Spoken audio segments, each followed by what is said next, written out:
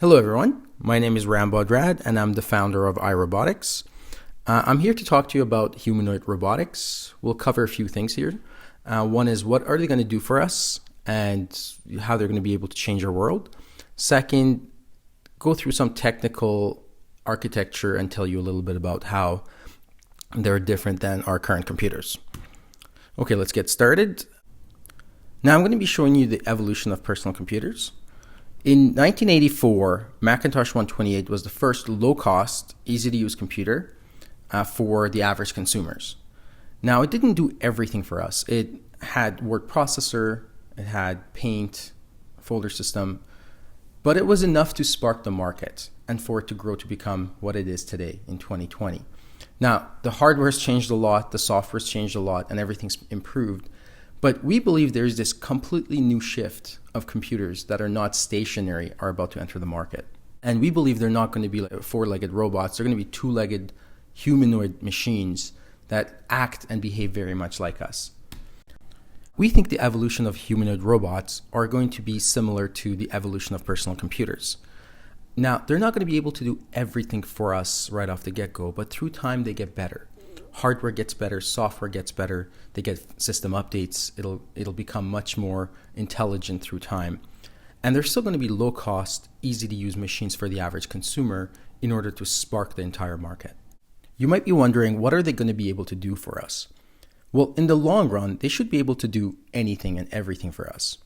But the first model should be able to navigate anywhere within your house, be able to understand objects, be able to pick up any object as long as they're light.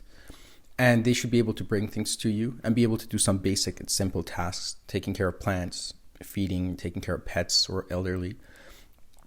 But the one thing that they have is that they can communicate with all of your IoT devices or any sort of devices, and they don't need a user interface. They can just directly communicate with it very quickly. And that's a huge advantage that we will see in the market through years to come.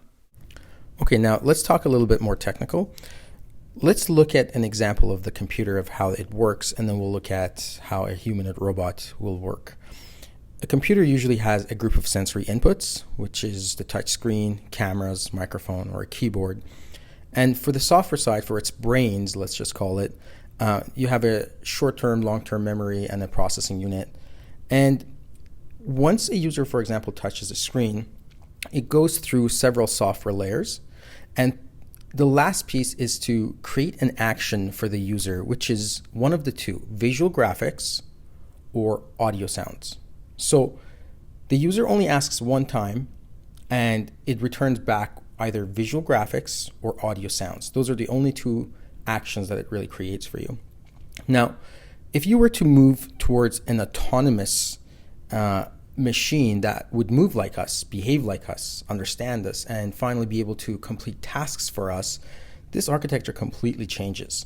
From the hardware side, let's take a look at it as we're going to be using whatever humans actually use, our vision, hearing, smell, touch, and taste. But we're going to eliminate taste, and that's because our robots are not going to have a digestive system or a muscle system, so we're going to replace it with motors and electric motors. Now, from the sensory inputs, we have cameras for vision, microphone for hearing, odor sensors for smelling, and we'll use several type of force sensors and torque sensors for touch. And through that, we'll also just use the same components that we already have on our current computers. And there's this new set of hardware that's going to be added, which is the actuation for electric drives, motion control, and PID. This is to fully control the positioning of where the motor actually is and be able to control velocity and acceleration.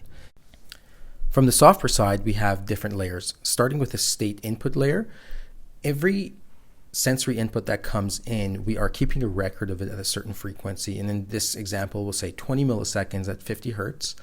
And there's going to be a lot of noise in the data, so we have filtrations for that as well. The agent layer contains all the important layers about the robot itself, the perception for the eyes, navigation with the two legs and the upper body, and manipulator with the two arms and two hands. It's got several other layers like the self-awareness, attention, and many other layers that contain within the robot itself. The environment layer is a common shared layer between all the robots. It tells them about the world, what are objects, what are some of the properties inside of each object, and what are they used for.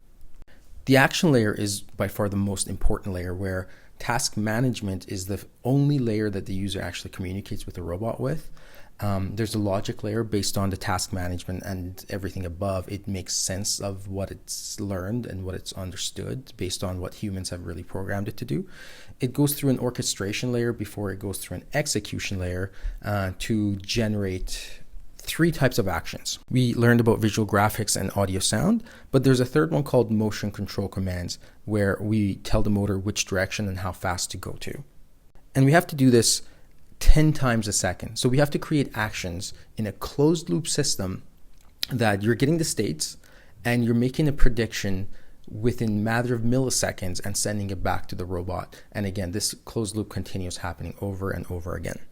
From the development and machine learning standpoint, iRobotix is building from inside out rather than outside in approach, where a lot of companies are trying to train data and find logic after, whereas we think that is completely incorrect and we should have the logic first, build and control the logic, and use machine learning to our advantage and to really train models based on what we already understand.